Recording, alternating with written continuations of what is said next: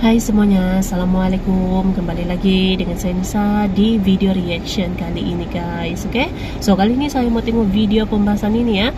Inilah kekuatan Indonesia yang dapat mengguncang dunia part ketiga. Sebelum ini saya sudah react yang part pertama, part kedua, dimana kekuatan Indonesia dari segi suku dan kebudayaan. Yang part kedua dari segi kekayaan sumber alam. Nah, untuk part ketiga ini, apa ini kekuatan Indonesia yang dapat mengguncang dunia gitu. Oke, so jangan lama-lama lagi, mari kita sama-sama tengok video ini. Let's go.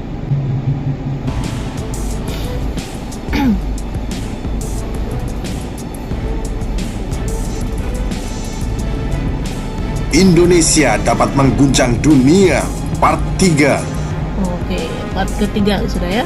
Halo sahabat bagi-bagi penghuni jagat militer Indonesia, apa kabar? Selamat datang di channel Indonesia yang paling nasionalis, yang tidak memihak elit politik manapun dan golongan manapun. Tujuan tayangan ini tidak lain ialah melekatkan lagi rasa nasionalisme dan persaudaraan Indonesia yang mulai retak dan pecah belah. Jadi, yang kepanasan dan tidak terima di kolom komentar bisa kita pahami hatinya. Sudah berpindah dari sang Garuda menjadi marmut. Dan setiap komentar yang mengandung sentimen seperti cebong dan kampret dan menghina siapapun akan langsung admin sikat dan hapus. Karena di channel ini hanya ada satu masyarakat dan golongan, yaitu masyarakat Indonesia dan golongan sang Garuda.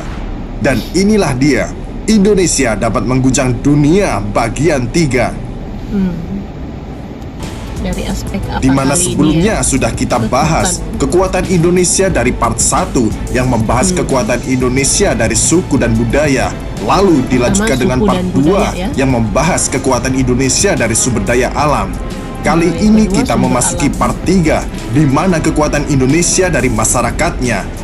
Oh, kekuatan Indonesia. Sebelum dari kita mulai, masyarakatnya. jangan lupa padamkan tombol merah serta hantam loncengnya agar kalian Pasti tidak itu menjadi ketinggalan satu pendidikan kekuatan ya nasionalis bagi dari sebuah kami, negara, bagi-bagi untuk negeri. rakyatnya. Sahabat bagi-bagi, masyarakat adalah bagian penting dalam kekuatan suatu negara. Bisa kita lihat, negara-negara superpower mayoritas memiliki jumlah rakyat yang besar juga. Iya. Di mana jumlah personil Dan dapat Cina ditingkatkan kan, sewaktu-waktu dan dapat Cina juga menyediakan banyak pasukan penduduk. cadangan kapanpun dia butuhkan. Sebut saja Amerika, sekitar 337 juta jiwa, Rusia sekitar 146.000 jiwa, dan China sekitar 1.400.000 jiwa. Dan data kami ambil pada 13 Februari 2022. Ketiga negara tersebut ialah negara besar dalam kekuatan militer, serta geografis maupun jumlah penduduk, dan kita berada di urutan keempat, berdiri dalam jumlah Indonesia penduduknya di yang urutan memiliki keempat ya? 272 juta jiwa. Penduduk yang banyak gitu. Tapi, sahabat bagi-bagi, populasi. jumlah saja bukan faktor penentu kekuatan suatu negara. Sumber daya alam manusianya juga menjadi faktor pendukung kekuatan jumlah penduduknya. Sebut saja Indonesia yang memiliki jumlah penduduk nomor 4 di dunia, yang masih ketinggalan jauh di bawah ketiga negara tersebut. Kenapa demikian? Apakah Indonesia bisa sejajar dengan ketiga negara adidaya tersebut? Jawabannya, tentu bisa. Bagaimana caranya? Mari kita simak. Pertama, meningkatkan kualitas pendidikan rakyat Indonesia. Oke, meningkatkan Sahabat kualitas bagi-bagi, pendidikan. kekuatan besar suatu negara memiliki penduduk besar lebih mudah maju dan kuat daripada yang hanya memiliki jumlah penduduk sedikit, walau SDM-nya maju. Kenapa demikian?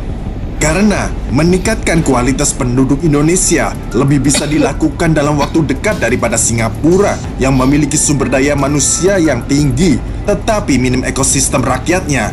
Mengapa demikian? Meningkatkan kualitas masyarakat suatu negara sangat mudah dilakukan, asalkan para pemimpin kita serius dalam membangun negara, bukan membangun kepentingan pribadi atau golongan. Bisa kita lihat China yang hanya memakan kurun waktu 16-20 tahun melesat ke puncak setelah revolusi dan mendapatkan para pemimpin yang 16 sampai 20 negarawan. tahun China langsung. Berbeda dengan Singapura maupun Korea Selatan yang maju dalam sumber daya manusia, tetapi mengalami krisis penyusutan penduduk dan ingin meningkatkan jumlah penduduknya sampai memaksa rakyatnya memproduksi massal generasi baru mereka. Di sini mereka harus belajar dari Indonesia ya. Atau kapan perlu minta bantuan Indonesia. Secara banyak bibit-bibit unggul di negara api kita yang sampai bingung mau melepaskan rudal di mana. Dengan sudah memiliki bekal jumlah rakyat dan pasukan reproduksi yang handal, peran pemerintah dan rakyatnya sudah pasti lebih mudah. Pemerintah cukup menyediakan pendidikan yang benar-benar berkualitas dan merata. Tidak hanya di pusat kota, tapi di daerah-daerah harus diperhatikan lagi kualitas pendidikannya. Dari segala Ingat, sudut gitu Malaysia yang 20 tahun lalu berani menyewa guru-guru kita dari Indonesia untuk mengajar. Kita pun bisa menyewa guru-guru dari Rusia untuk melatih kita di bidang teknologi, atau menyewa guru-guru dari China dalam bidang perdagangannya. Dan bolehlah menarik para orang-orang kita yang pintar dari luar negeri untuk kembali pulang dan gratiskan biaya-biaya pendidikannya. Coba bayangkan sahabat bagi-bagi, bila universitas kedokteran tidak memakan biaya, maksudnya saja ratusan juta seperti sekarang ini, berapa jumlah dokter yang bisa kita cetak dan kita kirim ke seluruh pelosok daerah? Jelas dahsyat bukan? Dari segi pendidikan yang meningkatkan kesehatan negeri ini pun meningkat. Jangan jadikan momok kesehatan ini mahal. Pada pasalnya, kelangkaanlah yang membuat sesuatu apapun mahal. Bila sudah tidak langka lagi, maka semua akan murah-murah. Lihatlah China, semuanya murah-murah. Ingat, negara maju tidak lepas dari kesehatan yang berkualitas dan murah. Karena sejatinya, kesehatan juga hak setiap masyarakat di suatu bangsa. Lalu, latihlah para pemuda kita yang berbakat dalam bidang teknologi sedini mungkin. Seperti Jepang yang sudah mengklasifikasikan pelajarnya dari sedini mungkin, dari kecil. Tidak tunggu sampai besar yang sudah berat dijejalkan pengetahuan-pengetahuan rumit.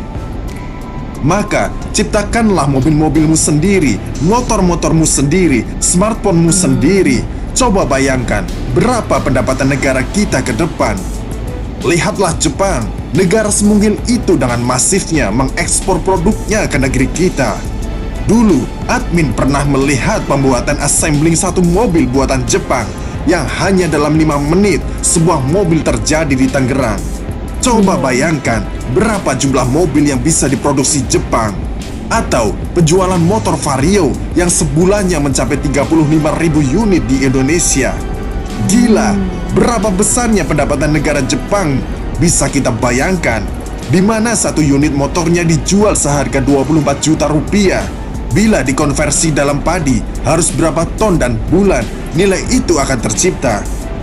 Mungkin saatnya pemerintah kita menseriuskan lagi SMK yang pernah dicanangkan, jangan hanya dijadikan alat kampanye saja. Dan itu benar-benar bagus Pak Presiden, bila kita seriusi lagi dan gas lagi.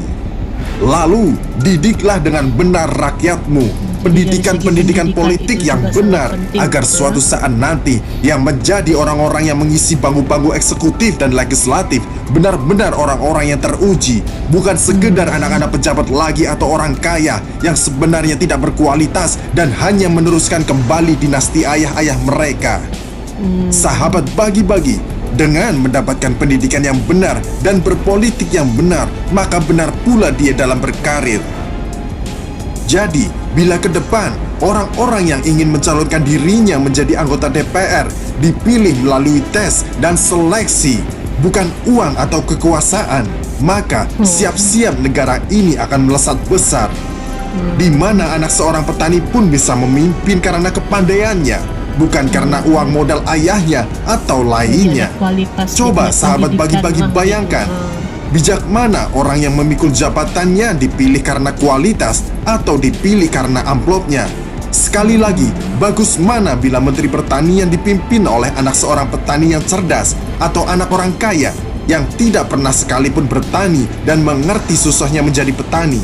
Maka dari itu, ayo galakan lagi pendidikan kualitas dan moral di negeri ini, wahai pemerintah. Oke. Oke guys, jadi itu dia video pembahasannya ini. Kali ini kekuatan Indonesia dari segi masyarakatnya, penduduknya lah ya. Jadi memang masyarakat ataupun penduduk memang sangat penting bagi sebuah negara gitu ya. Jadi kualitas. Tadi disentuh tentang kualitas pendidikan ya. Jadi memang betul juga lah gitu ya. Dengan adanya disediakan gitu ya kualitas pendidikan yang lebih baik, yang lebih tersedia ya, bukan hanya di kawasan-kawasan yang maksudnya bandar gitu, tapi di segala daerah ya yang yang di pedalaman-pedalaman juga mendapatkan kualitas pendidikan yang baik juga gitu kan. Jadi ini sekaligus dapat meningkatkan lagi gitu ya daya creativity dan juga daya kerja gitu ya, daya saing gitu ya. Jadi semua lapisan masyarakat itu mendapat kualitas pendidikan yang baik. Sebab ya memang penting juga gitu ya pendidikan gitu, apalagi di era yang sekarang ini, era global gitu. So pastinya pendidikan itu sangat-sangat penting gitu, oke? So terima kasih banyak sebab kamu sudah menonton video ini. Jangan lupa macam biasa untuk support channel saya dengan subscribe, like video ini, dan jangan lupa untuk komen juga, oke? Terima kasih banyak dan kita jumpa lagi di video seterusnya. Assalamualaikum.